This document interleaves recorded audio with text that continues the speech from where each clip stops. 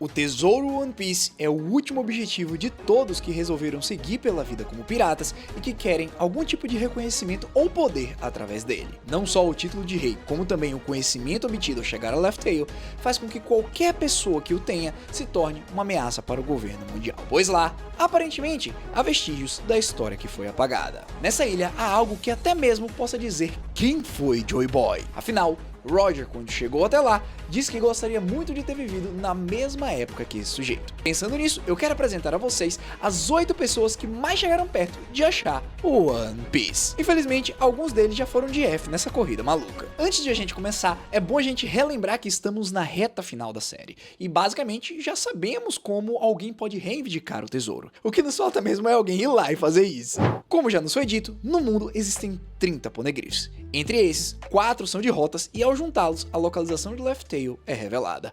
Com um grande porém, pois todas essas pedras gigantes contêm um texto escrito em uma língua antiga, e para decifrá-lo é necessário pessoas que estudaram ou quem apenas tem a habilidade de compreendê-lo. Resumindo para vocês, o que nós precisamos são de 4 cubos e de uma pessoa que possa lê-los. Agora que já sabemos de tudo que é necessário, podemos começar com as pessoas presentes na corrida final. Iniciando lá atrás, nós temos os Ace Yonkous, Big Mom e Kaido. Representando a antiga geração, é válido afirmarmos que os dois foram os que mais chegaram perto de obter o One Piece. Eles tinham tudo! Fama, dinheiro, poder, porém por algum motivo eles deixaram de lado o objetivo de chegar à última ilha e passaram suas vidas protegendo seus territórios e vivendo à base dos seus sonhos. Big Mom queria criar um reino onde todas as raças poderiam viver igualmente. Na teoria a ideia era linda, mas na prática foi realmente um show de horrores. A mulher contratou o Caesar para basicamente transformar crianças em gigantes, enquanto Kaido tinha um sonho que era simples, colocar o mundo todo em guerra. Ou seja, ser o rei dos piratas era apenas um plano secundário para ambos. Porque pensa comigo, só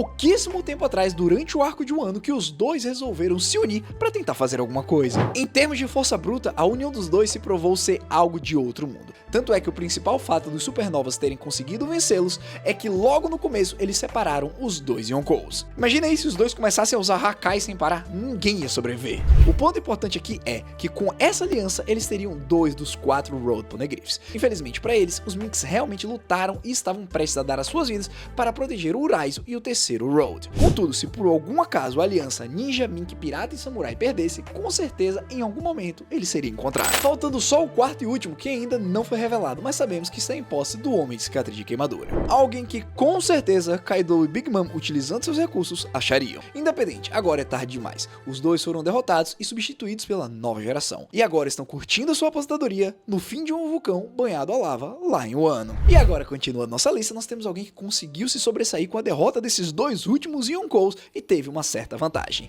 Foi o nosso querido Eustace Captain Kidd. Depois da finalização do arco de Wano, Kidd saiu com os 2 Poneglyphs que os Yonkous possuíam. O interessante é que, segundo Big Mom, ela jamais cometeria o mesmo erro de novo depois que o Roger conseguiu invadir seu território e tirar uma cópia da pedra. Mas mesmo assim, algum dos comandantes do Doce acabou tirando e dando pro bando do Kidd. Isso indica que mesmo em uma tripulação tão importante quanto a dela, alguém estava descontente com suas ações. E o pior de tudo é que foi um dos seus filhos que atraiu. Somado a isso, aparentemente entre ele, Law e Luffy, Kidd era o único que teoricamente sabia sobre o tal Homem com Cicatriz de Queimadura, embora a Robin desconfie de quem seja. Usando esse conhecimento, ele rapidamente poderia se colocar em posse do último Road e ter uma vantagem imensa. Afinal, o dos Mink ele daria um jeito de conseguir, principalmente porque depois da guerra eles estavam bem enfraquecidos. Só que o que a gente aprende com isso? Que ele tinha a faca e o queijo na mão. Mas o que ele fez? Jogou tudo pra cima. No momento em que ele decidiu enfrentar o bando do Ruivo mais uma vez, Eustace teve seu destino selado. Aparentemente ter vencido 2 Yonkous aumentou muito seu ego a um nível não saudável. O que ele pensava? A primeira vez que bateu de frente com essa tripulação, ele teve seu braço cortado pelo Ben Beckman. Aí agora, diante do próprio Shanks, ele resolve carregar um ataque que demora 10 segundos. Resultado, ele e o Killer foram completamente obliterados e seu navio destruído pelo ataque combinado de Dory e Brog. Espero que pelo menos ele ainda esteja vivo para poder ver o seu maior rival se tornando o rei dos piratas. Por mais que seja mais inteligente, eu não consigo dizer que a posição em que o LOL se encontra seja melhor do que a do seu amigo companheiro de luta. No começo a gente imaginou que ele tinha se dado melhor. De um lado, Luffy está tendo que enfrentar todos os 5 Gorosei e uma frota inteira da marinha. Do outro, Kid pegou o Shanks. Sobrou Barba Negra e no início parecia que os Piratas Hearts estavam levando a melhor. Porém, depois de um clash de poderes em seu máximo, Teach se mostrou superior. Se fosse só a fruta do terremoto, talvez o cirurgião da morte tivesse tido alguma chance. Mas, mesmo assim, ele estava sendo pressionado. Até que, no fim, Teach usa sua Yami Yami no Mi. E no Zoff, pra variar, vira a luta. Quando voltamos a vê-los lá no capítulo 1081, o submarino dos Piratas Hearts está destruído e Law está no chão incapacitado. Porém, no momento em que o Barba Negra iria roubar seus poderes, Beppo usa uma Rumble Ball, ativa sua forma Sulong e salva seu capitão. Em termos de Poneglyph, Law também possuía dois, o que foi encontrado lá em Wano e o de Zou, que querendo ou não é o mais difícil de se conseguir. Que pena que agora tá tudo na mão do Teach. Resumindo, mais um que entrou no meio do Battle Royale e foi eliminado da corrida principal. Algo que poderia acontecer e que eu realmente ficaria muito feliz é caso o Law e o Kid se juntassem, porque ao combinarem suas forças, eles conseguiram o feito de derrotar a Big Mom.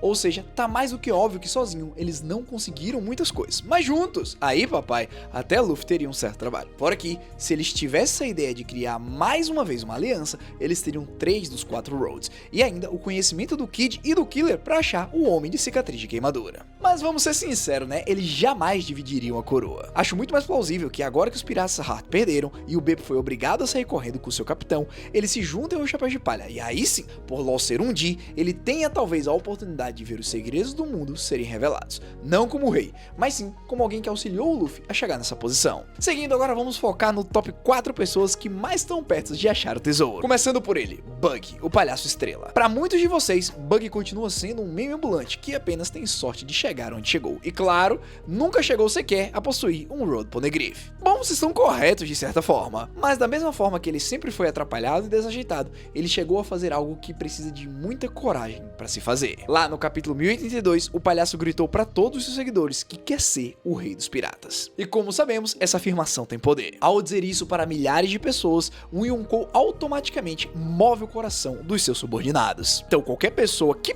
pense que o Bug não está nessa corrida é no mínimo louca. Agora, em termos de Poneglyph, de fato seria um problema caso o Bug fosse normal. Mas, como sabemos, ele, quando jovem, fez parte do bando do Rei dos Piratas e só não foi para a Laugh Tale porque subitamente adoeceu. Ou seja, com certeza ele deve saber algo sobre essa rota, ou pelo menos onde o Roger achou os Poneglyphs. Se lembrarmos bem, o palhaço brigou com o Shanks justamente por conta disso, pois quando o Roger foi executado, Bug foi até o Ruivo e disse que estava pronto para segui-lo, e que juntos eles iriam chegar até a última ilha. Porém, por algum mistério do destino, Shanks de última hora virou para o seu amigo e disse que não ia mais fazer isso, o que deixou o palhaço completamente devastado e com um sentimento de traição no peito. A verdade é que se eles quisessem, mesmo naquela idade, eles teriam conseguido. Entretanto, eu chuto que o Ruivo sabia que ainda não era o momento por vários fatores. E um deles é que, independente deles chegarem lá, eles não eram fortes o suficiente para fazer algo e nem eram os escolhidos. Com esse conhecimento, somado à inteligência do Crocodile e o poder do Mihawk, Bug e a Cross Guild vão vir forte para a busca pelo tesouro. E eu não canso de pensar que será em uma situação como essa que teremos a tão esperada revanche entre Zoro e Mihawk. E assim, né, vendo como o Oda está escrevendo esse personagem, eu estou vendo que ele guardou um final digno para ele. Até porque lá em Impel Down, quando o Bug disse que se tornaria um Yonkou, parecia uma piada. A real é que quando ele virou um simples Chichibukai, parecia uma piada. Então, senhores, olhem só pra ele hoje. Não duvidem do Deus Bug. Avançando, vamos agora para o principal antagonista da série, Barba Negra. De certa forma, ele trabalhou bem em conseguir garantir uma estabilidade em seus domínios, ao mesmo tempo que se manteve livre para fazer o que quiser. Embora o seu plano principal ainda não tenha sido 100% explicado, sabemos que de alguma forma ele tem sim interesse no One Piece. Agora, se é apenas para chamar a atenção do governo ou para poder colocar as mãos no tesouro, não sabemos. O que importa é que a sua tripulação foi estrategicamente montada com frutas poderosíssimas e cada um desses poderes tem uma função especial. Graças a isso, ele também conseguiu derrotar Trafalgar Law na Ilha Winner e roubar seus 2 Poneglyphs. Só para lembrarmos, esses eram o Giuano e o de Zou. Em paralelo a isso, ele mandou o Aokiji e Von Olga até Whole Cake para capturarem Charlotte Pudding. Ao fazer isso, eu digo sem nenhum medo que eles acabaram conseguindo também o Poneglyph que pertencia a Big Mom. Resumindo, o Imperador, além de ter 75% das pedras, ele conseguiu alguém capaz de decifrar o que está escrito nelas e revelar a direção final.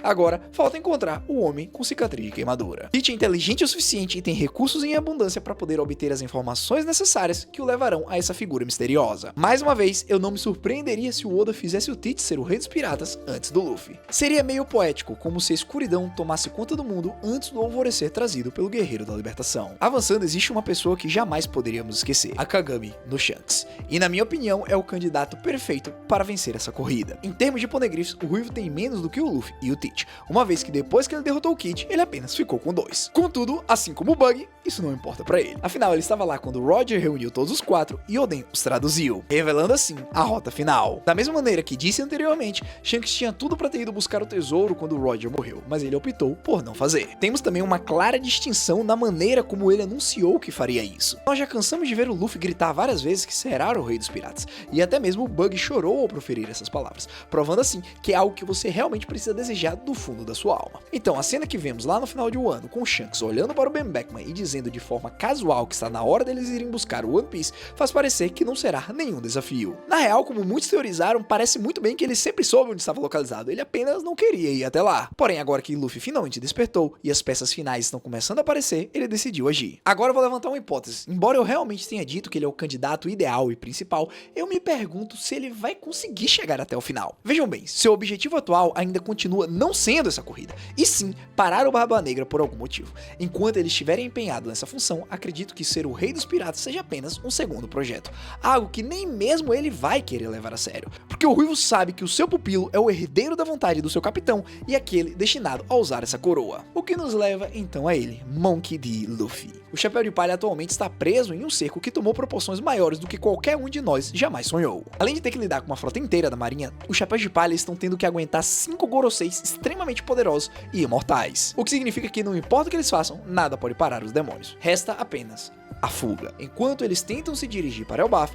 temos a possibilidade da Robin se ligar de quem que o Kid estava falando e ligar os pontos para encontrar o tal homem com cicatriz de queimadura, e que anda em um barco preto afundando qualquer pessoa que chegue perto. Ou seja, ao mesmo tempo que eles correm atrás da última peça do quebra-cabeça, eles terão o apoio dos gigantes de Elbaf, que aparentemente cultuam a divindade Nika. Tendo tudo isso a seu favor e o senso de liberdade absoluta, o Chapéu de Palha e seus amigos irão buscar o último Road Poneglyph, e é lá que possivelmente haverá o clash entre os 4 imperadores. Apenas um sairá de lá como vencedor, e esse será o Rei dos Piratas. Então, se assim como eu você está ansioso por esse final, eu convido você a se juntar à minha tripulação e se inscrever nesse canal se ainda não for inscrito. Se você curtiu, gente, então só deixa o like, me ajuda pra caramba, porque assim como você, eu quero fazer parte da jornada final do Oda pra mostrar como essa história se terminará. Então, por favor, se junte a mim e vamos ver juntos. Foi um prazer, rapaziada. Até o próximo vídeo. Hashira falando e vazando. Eu fui.